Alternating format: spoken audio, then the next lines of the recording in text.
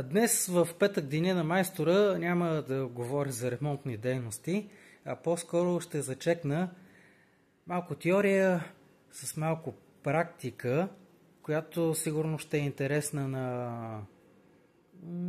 на електрончиците и тези деца се занимават с електронни схеми и конкретно с аудио, защото ще коментирам една интересна функция на този измервател на нелинейни изкривявания, който чрез DSPC модула може да прави хармоничен анализ, да измерва енергията на определените втори, трети, четвърти, пети хармоники, да я показва на дисплея.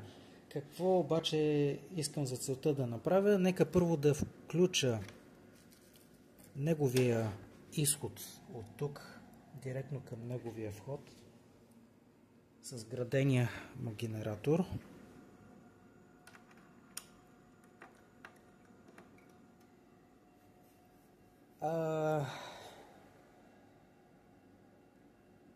Така, и една доста добра цифра като цяло за нелинейни изкривявания на вградения генератор. Сега, какво той има в повече? Има един интересен изход от задната му страна. DSP монитор. Ето този. DSP монитор с синхронизиращ изход от DSP монитора. Всъщност това е 1 кГц клок правоъгълен сигнал, който е референтния тактов сигнал на реконструиращия модул на DSP монитора. След като DSP процесора измери енергията на отделните хармонични съставки от първи до 10 хармоник, но се оказва, че може би до 20 хармоник го прави това нещо, той обратно прави синусоидален сигнал за всяка една от съставките, за да изчисти шума и ги пуска на този изход. Аз съм закачил на този изход, т.е. ако ние закачим спектрометър на този изход, може да видим как са наредени отделните съставки по енергия. И тук съм закачил входа на софтуерен спектрометър, използвайки саунд карта. Приемаме, че нейните изкривявания ще повлияят до известна степен, но са в пъти по-малко, отколкото огромната амплитуда на тези хармонични съставки, които са вързани като кратни честоти спрямо основния фундамент, който винаги е 1 кГц. 2 кГц е втория хармоник, 3, третия, 4, 5, 6 и така нататък. В момента измервам собствените изкривявания на вградения генератор, които са 406, и ако видим как са преместени по енергия, основната, най-голямата енергия е съсредоточена във втория хармоник. Ето я тя във втория хармоник. Третия хармоник почти няма енергия. Ето е енергията на третия хармоник. Четвърти, сега мога да направя сумата от трети, четвърти, пети.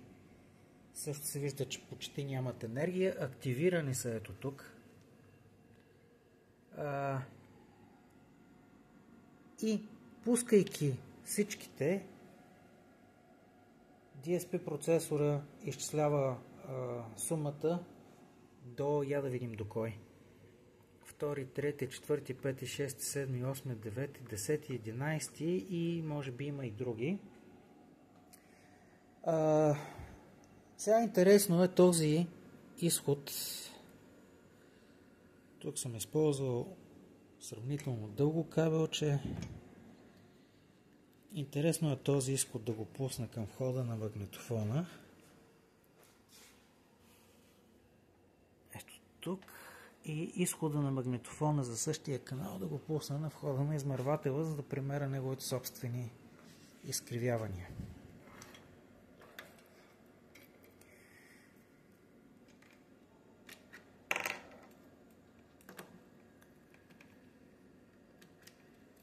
Като махна ето това нещо, ще кажа какво е това нещо. И това са собствените изкривявания на целия тракт, като почнем вход, гейн нива, изходен драйвер, минава може би през 10 на операционни усилвателя този сигнал, преди да излезе към изходния драйвер. Сравнително добри изкривявания, като за такъв удължен път на сигнала. Това, което все още не съм направил, е част от операционните усилватели не са сменени. Смятам първия да го смена със специализиран OPA 134, но мисля, че двойната му версия. Аз ще видя дали ще понесе усилване всъщност, дали ще понесе работно напрежение. Така де подлежи малко на все още на доработка, но да видим как е разпределена към момента хармоничното разпределение на изкривяванията. Основен втори хармоник, трети, четвърти, пети и се вижда как енергията затихва линейно без да канцелира четните хармоници, което ми харесва и на звучене ми харесва и така и трябва да е едно коректно поведение на полупроводников усилвател, без да канцелира четните и да остава нечетните хармоници. Традиционно за повечето аудиоджаджи е да потискат четните хармоници, което определя неприятното им звучене. А какво е това? Това е етапа, с която ще натоваря изхода на драйвера допълнително, с колко в момента изходната амплитуда е волти 26. Ще го натоваря с 50 Ома. Това е огромен агресивен товар и в повечето случаи аудиодрайвери натоварени с 50 Ома значително се увеличават изкривяванията и смъкват амплитудата си. Но да видим тук какво ще се получи. Да, изкривяванията се вдигнаха леко, амплитудата почти не се вдигна. Защо не се вдигна? Почти не клекна, не спадна, защото изходният драйвер на това алтари може да носи, има много нисък изходен импеданс и може да носи агресивни товари, което показва, че може да държи и стабилно каквито да е кекави и бококчави аудиокабели и аудиофилски бококчави кабели, закачени към него. Изходните изкривявания станаха 0,01 някъде и как са разпределени? Втори, трети, четвърти, пети отново са разпределени в хубав енергиен, как да кажа, нямаме канцелиране на четни хармоници. Сега, за да стане ясно, че това не е някаква измама, ето какво представлява на звук 1 кГц пуснат на входа на магнитофона и тук сме на лайнин, опорното ниво. Нека да пусна вградения генератор, който е на 1 кГц синусоиделен сигнал чрез ето този режим. На звук няма разлика. В момента съм пуснал 1 кГц от вградения генератор и да видим какво се получава тук. При еднотипно ниво, при еднотипно натоварване имаме около 2% нелинейни изкривявания. Доста. Но пък имаме стабилност на честотата. Защо? Вътрешният генератор, дори да пусна 10 кГц, ето в този режим 10 кГц синус, ще видим, че 10 кГц са си 10 кГц и също са доста точни. 10 кГц паднаха дори като изкривявания. Защо се получава така? Защо на този магнетофон, вграден генератор за 1 кГц, има огромни изкривявания? Защото той е кварцово стабилизиран и се ползва правоъгълен сигнал от един регулируем делител. От изхода на делителя правоъгълния сигнал се пуска през аналогови лентови филтри, за да се отдели само основния хармоник. При 1 кГц се отделя къде е блока за 1 кГц. Ето го, при 1 кГц се активира този цифров ключ. На изхода на този логически елемент имаме правоъгълен сигнал 1 кГц и с този филтър, реализиран с двоен операционен усилвател, се пуска 1 кГц към общия смесител в изхода на тестовия осцилатор. Какво обаче имаме като спектрална характеристика? Втори хармоник липсва на този 1 кГц. Огромен трети, четвърти липсва, пети. Защо? Би трябвало този филтър, ето този филтър, би трябвало да пропусне 1 кГц и да затихне всичко друго, като втори хармоник, трети. Само че не става. Имаме огромна енергия на трети и канцелиране на втори. Защо? Ако видим разпределянето на енергията по Фурие на един правоъгълен сигнал, освен основната енергия на фундаменталната съставка, виждаме, че по принцип втори хармоник е потиснат в този спектър на правоъгълния сигнал. И затова той липсва и тук. Аналоговия филтър, който е ползван, не е достатъчно стръмен, за да отфилтрира и трети хармоник. Затова неговата енергия е огромна и той остава тук като значително показание в енергийния спектър. Да видим все пак какво ще покаже за втори хармоник.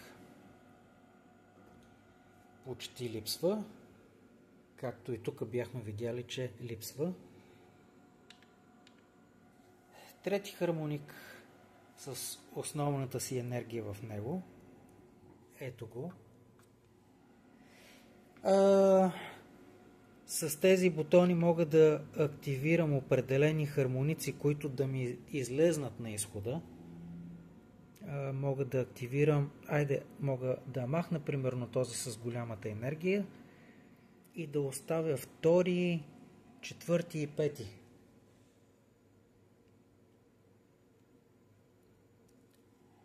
Или всичките до 10. Втори, трети, четвърти, пети, шести, седми, другите с много малка амплитуда. И така чрез този DSP изход може лесно да се направи графично визуализиране на хармоничния баланс на определен усилвател за показване на разпределянето на енергията на хармоничните съставки по спектър. Предполагаме, било интересно, но за мен е доста полезна функция тази. Мога да изключа и цифровите филтри, с което виждам как и нагоре 2, 3, 4, 5, 6, 7, 8, 9, 10, 11, 12, значи до 12 хармоник, това устройство може да визуализира енергийните съставки на отделните компоненти от общите изкривявания. Доста полезна функция за анализ на усилватели. Дали лампови, дали трансформаторни, и за вградения драйвер на това отари, всъщност вградените драйвери и на големите отарита са подобни като схематика. се вижда, че имат добро аудиоповедение. Заслужава си все пак да ги покажа и на схематика, където ще си проличи, че са доста сериозни. Чест наистина прави на Отари, че са избрали, предполагам, доста време са отделили при разработката на този изходен драйвер. Така, къде е изходният драйвер? Ето го. Ето го, това е балансният изходен драйвер. След като обърнат сигнала в диференциален, пускат на тези два операционни усилвателя с подпряни мощни транзистори, които работят в близък до клас А режим. По-скоро А, Б, но казвам близък до клас А, визирайки изходните тоци, които течат от тук и огромният ток на покоя през тези транзистори. Ако, разбира се, не ги натоваря агресивно с 50 Ома, а с 10 кОм по традиция, както е редно да се товарят, те направо си работят в клас А. И другото е, че ако закъса един от активните изходи, тази симетрична конфигурация позволява вдигане на другия изход и не се товари изхода на дадения активен сигнал, който е закъсен. Позволява по този начин да се правят свързвания много подобни на обикновените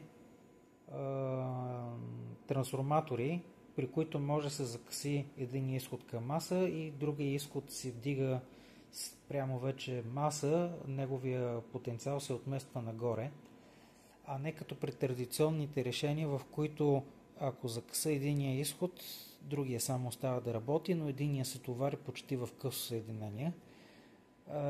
Характерни за повечето ефтини аудиоджари с балансен изход.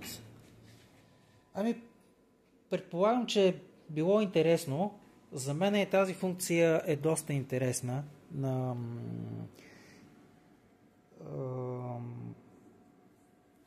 DSP монитора, чрез който може да се наблюдават енергийните разпределения на хармоничните.